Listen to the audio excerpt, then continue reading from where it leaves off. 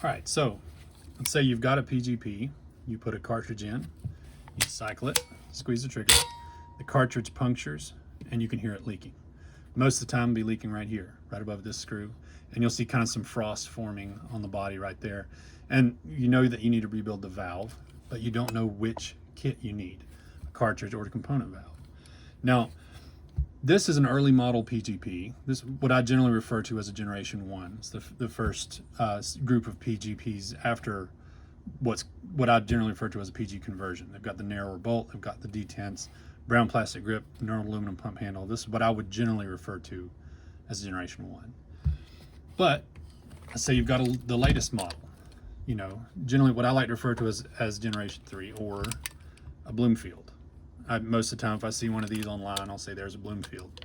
Somebody's playing with a Bloomfield. So if you get one of these, most likely you have a cartridge valve.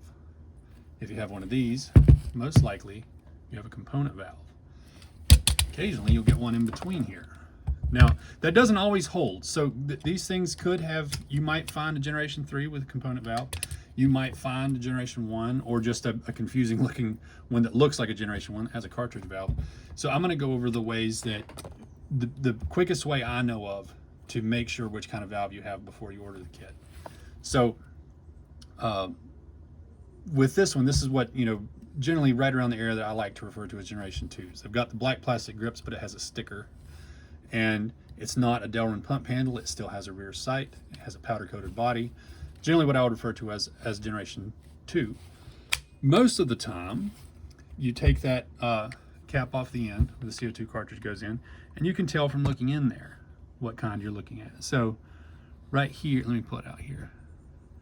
So right here, I'm fairly certain that that is a component valve and not a cartridge valve. But the only reason why I'm suggesting you don't rely on that at first, especially if you're new to PGPs, is because this screw right here that holds a grip frame in goes into a threaded rivet right here. And I regularly, well not regularly, but you know, I've come across 2 or 3 in the past year or so, where that rivet wears out and it'll spin loose. And what they do is they'll put a metal ring in here with a threaded hole, and then that screw then goes into that metal ring. It still has a component valve, but when you look in the end, it can look very similar to a cartridge valve. So that's why I'm suggesting, you know, don't necessarily rely on that method, because you can get things that are confusing here. So I'm going to go over what I think is the quickest way to tell if you've got a cartridge valve or a component valve.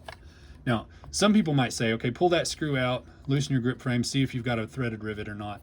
For the reason I just said, that's not necessarily the best way to do it, because you could pull that off and go, oh, okay, it's a cartridge valve because I don't see a threaded rivet, but it's just because the rivet wore out, somebody put a ring in there. So in my opinion, the quickest way to do this is, of course, pull the trigger, make sure you don't have a lot of tension on the spring, and take this screw out of the back of the grip frame.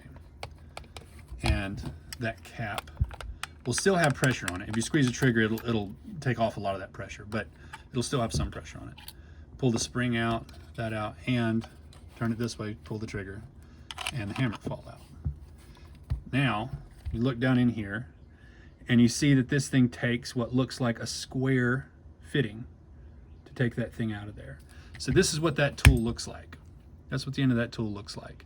If you see that square opening, you know that you're looking at a component valve. If it's flat across there, you're looking at a cartridge valve. So let's look at one of the other ones that we know. So this is a generation 3 or a Bloomfield, and it's most likely to have a cartridge valve. So let's pull this one off. This screw is put in with an Allen head screw. So I like the Allen heads in the front, but I'm not necessarily, I think it's a little quicker to have a Phillips head on the back, but everybody's got their own preferences there. So, all right, so we take this screw out of the back here, take the cap off, take the spring out, and drop the hammer out. All right, now we look down in here and you see it's just a flat brass face. Now you know for sure you're looking at a cartridge valve instead of a component valve. So that's what I would say is the quickest. A good kind of rule of thumb, just to make a quick assessment, is to just look at what kind of body that it has. So if you get an old model, it's most likely a component valve, but you definitely want to do what I just did to make sure. If you've got a newer body, it's most likely a cartridge valve, but do, you know, kind of what I'm suggesting just to make sure. So this is just to help. I mean, the folks that are very familiar with PGPs, they are going to know all kinds of other stuff, and it won't take this long. And once you've worked with a few of those where that metal ring has been put in here, where that rivet's worn out, you can tell by looking down the end of the barrel whether you're looking at a cartridge valve or a component valve. But this video is for everybody else that just needs to be able to look at it and make sure they're looking at a component valve or a cartridge valve. So without having to take it completely apart, you can go ahead and order the kit. So hopefully this was helpful.